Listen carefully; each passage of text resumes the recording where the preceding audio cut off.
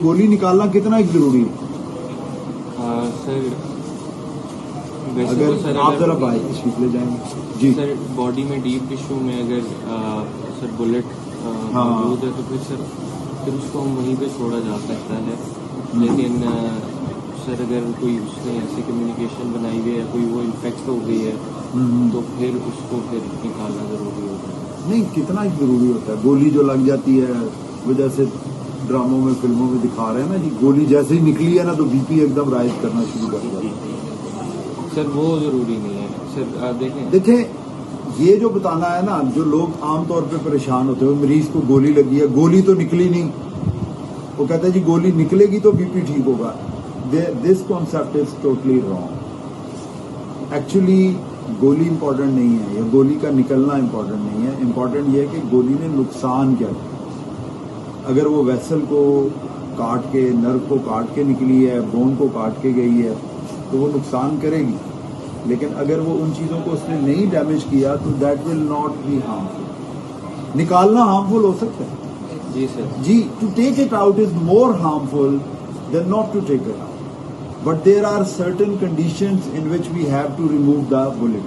वो क्या कंडीशन है जिसमें हमें बुलेट को निकाल देना चाहिए?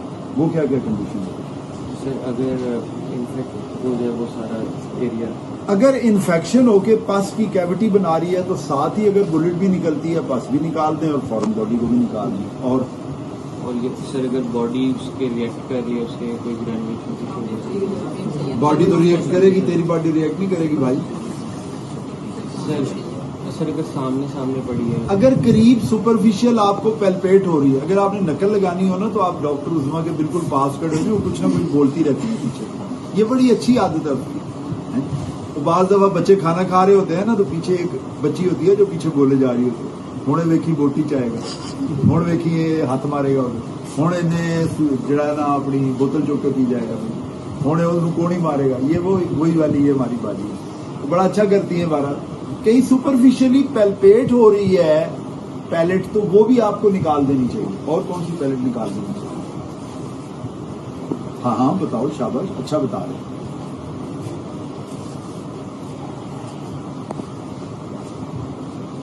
जो जी सर नहीं आप बताएं।